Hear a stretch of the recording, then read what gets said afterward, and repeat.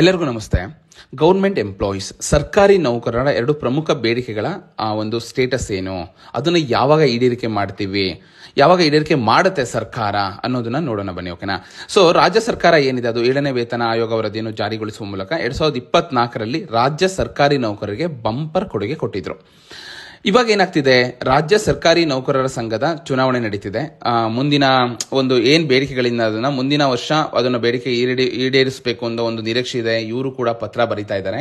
So ಇತ್ತೀಚೆಗೆ ಯಾವುದೋ ಒಂದು ಸನ್ಮಾನ ಕಾರ್ಯಕ್ರಮದಲ್ಲಿ ಏನಿದ್ದಾರೆ CS ಷಡಾಕ್ಷರಿ ಅವರು ಏನಿದ್ದಾರೆ ಅವರು ಮಾತಾಡಿ ಹೇಳ್ತಾರೆ, ಈ ಒಂದು ಸರ್ಕಾರದ ಮುಂದೆ ನಾವು ಬೇಡಿಕೆ ಇಟ್ಟಿದ್ದೀವಿ. ಒಂದು ಏನಕ್ಕೆ, NPS ರದ್ದುಗೊಳಿಸಿ OPS ಜಾರಿಗೊಳಿಸಬೇಕು ಅನ್ನೋದು. ಓಕೆನಾ? ಸೊ NPS ನ ರದ್ದುಗೊಳಿಸುವುದು ಮತ್ತೆ 2026ಕ್ಕೆ ಕೇಂದ್ರ ಸರಿಸಮಾನವಾದ ವೇತನ ಪಡೆಯುವುದು. ಕೇಂದ್ರಕ್ಕೆ ಅಂದ್ರೆ ರಾಜ್ಯ ಸರ್ಕಾರಿ ನೌಕರರು ಕೂಡ ಕೇಂದ್ರ ಸರ್ಕಾರದ ಆ ಲೆವೆಲ್ಗೆ ಸ್ಯಾಲರಿನ ತಗೋಬೇಕು ಅನ್ನೋದು ಇವರು ಮುಖ್ಯ ಬೇಡಿಕೆ ಆಗಿದೆ.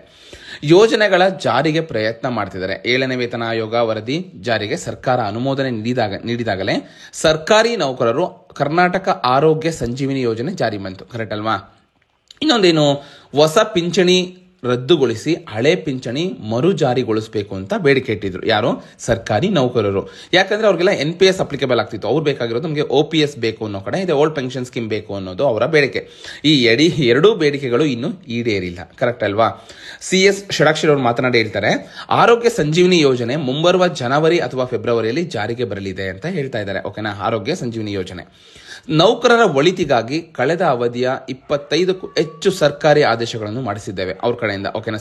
ಒಂದು ಸಂಘ ಏನಿದೆ ಅವ್ರ ಕಡೆಯಿಂದ ಯೋಜನೆಗಳ ಜಾರಿಗೆ ಪ್ರಾಮಾಣಿಕ ಪ್ರಯತ್ನ ಮಾಡ್ತಿದೀವಿ ಅಂತ ಕೂಡ ಅವರು ಹೇಳಿದ್ದಾರೆ.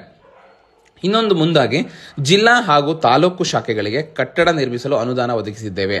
ಏನಿದೆ, ಒಂದು ರಾಜ್ಯ ಸಂಘದ ಕಟ್ಟಡವನ್ನು 20 ಕೋಟಿ ಅನುದಾನದಲ್ಲಿ ನವೀಕರಣ ಮಾಡಲಾಗಿದೆ ಅಂತ ಕೂಡ ಅವರು ವಿವರಣೆ ನೀಡಿದ್ರು.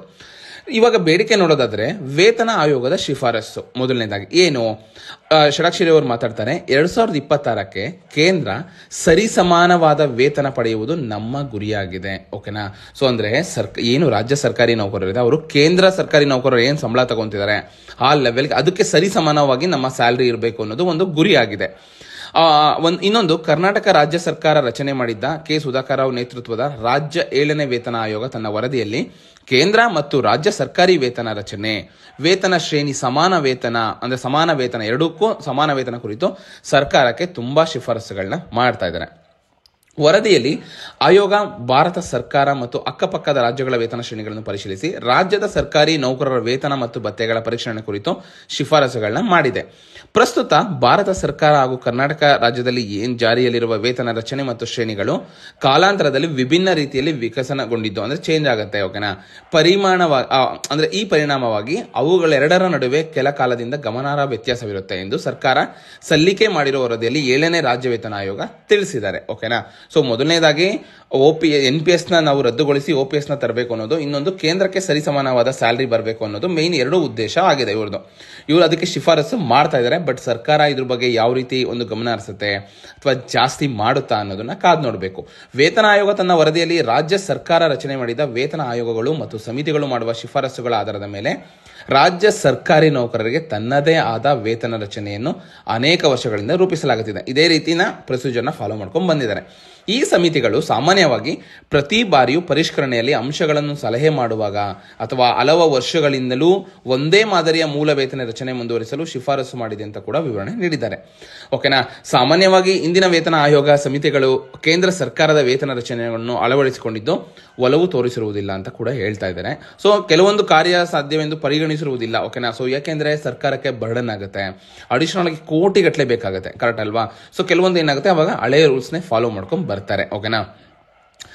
ಸೊ ರಾಜ್ಯ ವೇತನ ಶ್ರೇಣಿಗಳನ್ನು ನಿಗದಿ ಮಾಡುವಾಗ ಕೇಂದ್ರದ ವೇತನ ಶ್ರೇಣಿಗಳನ್ನು ಸಹ ಪರಿಗಣನೆಗೆ ತೆಗೆದುಕೊಳ್ಳಲಾಗಿದೆ ಎಂದು ಆಯೋಗ ತಿಳಿಸಿದ್ದಾರೆ. ಓಕೆನಾ? ಸೊ ನಾವು ಏನು ಕೇಂದ್ರ ಸರ್ಕಾರ ಏನು ಅವಾಗ 7ನೇ ವೇತನ ಮಾಡಿತ್ತು, ಸೊ ಅದೇ ರೀತಿ ಕೆಲವೊಂದು ಅಂಶಗಳನ್ನ ನಾವು ಪರಿಗಣಿಸಿದೀವಿ ಅಂತ ಈ ಒಂದು ಆಯೋಗ ಹೇಳಿದೆ.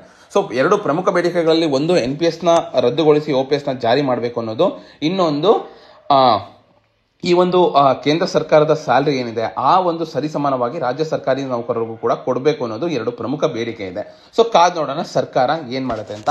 ಇನ್ನೊಂದು ಆರೋಗ್ಯ ಸಂಜೀವನಿ ಯೋಜನೆ ಅವರೇ ಹೇಳಿದ್ದಾರೆ ಜನವರಿ ಅಥವಾ ಫೆಬ್ರವರಿಯಲ್ಲಿ ಜಾರಿಗೆ ಬರುತ್ತೆ ಅಂತ. ಸೊ ಯಾರೆಲ್ಲ ಗವರ್ಮೆಂಟ್ ಎಂಪ್ಲಾಯೀಸ್ ಇದ್ದಾರೆ ಈ ಒಂದು ಸದುಪಯೋಗ ಏನಿದೆ ಒಂದು ಆರೋಗ್ಯ ಸಂಜೀವಿನಿ ಅದನ್ನ ಮಾಡಿಸ್ಕೊಳ್ಳಿ, ಎಲ್ಲರೂ ಯೂಸ್ ಆಗುತ್ತೆ ಅನ್ನೋದು. ಒಂದು ಮೇನ್ ಉದ್ದೇಶವಾಗಿದೆ. ಓಕೆನಾ? ಸೊ ಯಾರೆಲ್ಲ ನಿಮ್ಮ ಗೌರ್ಮೆಂಟ್ ಎಂಪ್ಲಾಯೀಸ್ ಇದ್ದಾರೆ ಅವ್ರಿಗೆ ಈ ವಿಡಿಯೋನ ಶೇರ್ ಮಾಡಿ. ಇದೇ ರೀತಿ ಹೆಚ್ಚಿನ ಮಾಹಿತಿಗಾಗಿ ನನ್ನ ಯೂಟ್ಯೂಬ್ ಚಾನಲ್ನ ಸಬ್ಸ್ಕ್ರೈಬ್ ಮಾಡಿ. ಇದೇ ರೀತಿ ಸಪೋರ್ಟ್ ಮಾಡ್ತಾ ಇರಿ. ಧನ್ಯವಾದಗಳು.